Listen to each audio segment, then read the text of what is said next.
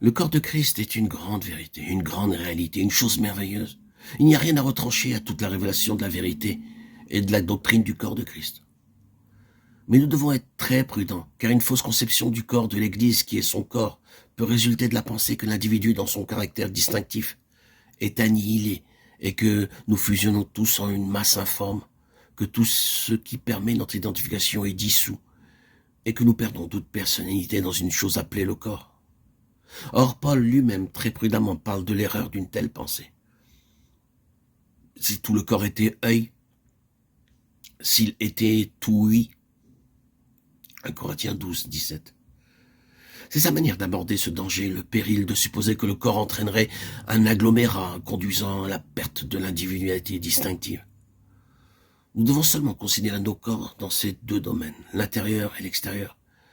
Et nous trouverons que dans la plus petite partie, le plus petit organe, il y a quelque chose d'absolument distinctif. Chacun a une forme distincte et une fonction distincte, quelque chose qui lui appartient. Un des effets de la maladie dans le corps humain consiste à détruire le caractère distinctif d'un organe pour qu'il perde sa fonction propre et sa particularité. C'est une maladie. Nous devons donc ajuster nos concepts concernant le corps. Nous confondons l'individualité avec l'individualisme, et c'est justement là où nous avons tort. Oui, l'individualisme doit être rejeté, mais l'individualité, jamais. Est-il nécessaire de poursuivre par la création?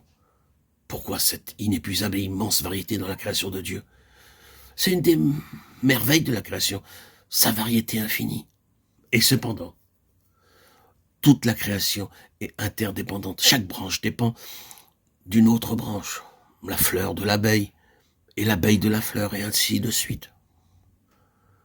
Ce principe est démontré dans la création. Une forme, un domaine, un organisme absolument dépendants l'un de l'autre, justifiant leur existence et réalisant leur destinée.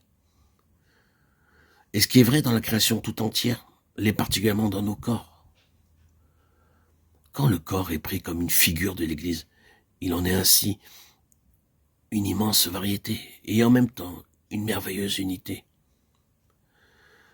Mais chaque partie a son caractère distinctif de contribution et de fonction, comme quelque chose qui lui appartient en propre et qui est indispensable pour l'ensemble. Et c'est l'argument que Paul présente aux Corinthiens. Nous ne disons pas que nous n'avons aucun besoin de ceci, nous ne pouvons pas nous dispenser de cela, car l'ensemble en dépend et en a besoin. Parce que c'est une chose qui est en elle-même a de la valeur pour le Seigneur. Si tout le corps était œil, s'il était tout oui, 1 Corinthiens 12, 17.